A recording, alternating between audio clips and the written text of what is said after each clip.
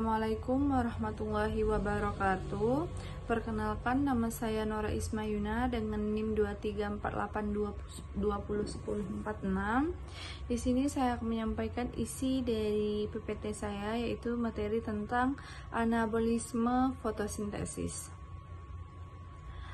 Apa itu anabolisme? Anabolisme sendiri adalah lintasan metabolisme yang menyusun beberapa senyawa organik sederhana menjadi senyawa kimia atau molekul kompleks. Anabolisme memproses sintesis senyawa kimia kecil menjadi besar, menjadi molekul yang lebih besar, seperti yang terjadi pada asam amino yang diubah menjadi protein. Apa itu fotosintesis? Fotosintesis adalah proses pengubahan senyawa air dan karbon dioksida dibantu oleh cahaya matahari yang disebab oleh klorofil, sehingga menghasilkan senyawa glukosa. Glukosa yang dihasilkan selain digunakan langsung oleh tumbuhan juga dapat disimpan dalam bentuk makanan. Fotosintesis adalah proses bertahan hidup sebuah tanaman menggunakan energi cahaya matahari untuk menghasilkan makanan yang mereka butuhkan. Unsur-unsurnya itu ada sinar matahari, air, dan klorofil. Daun hasil akhir O2, oksigen yang tersisa dalam transformasi dilepaskan kembali ke udara. Glukosa yang dibuat oleh fotosintesis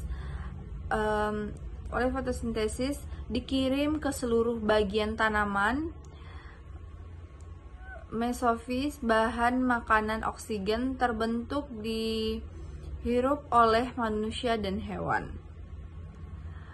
Berikut air diserap melalui akar tanaman.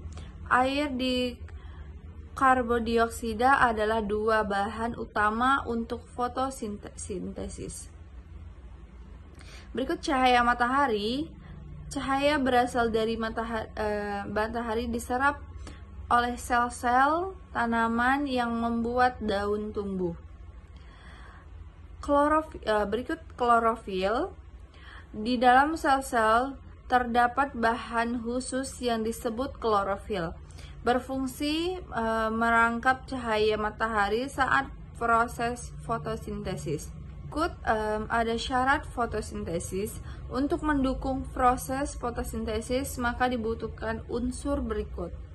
Yang pertama itu karbon dioksida yang diambil dari udara bebas melalui stomata atau mulut daun. Yang kedua, air yang diambil dari akar dan diangkut menuju daun melalui pembuluh kayu. Matahari. Yang ketiga ada matahari, dan yang keempat ada klorofil atau zat hijau daun sebagai penerima atau penangkap cahaya matahari untuk melakukan proses fotosintesis. Faktor yang mempengaruhi fotosintesis tadi yaitu ada cahaya matahari, suhu, umur tanaman, air, dan nutrisi. Berikut manfaat fotosintesis. Fotosintesis yang pertama yaitu menghasilkan makanan, glukosa sebagai sumber energi, menghasil oksigen sebagai produk sampingan yang penting untuk respirasi.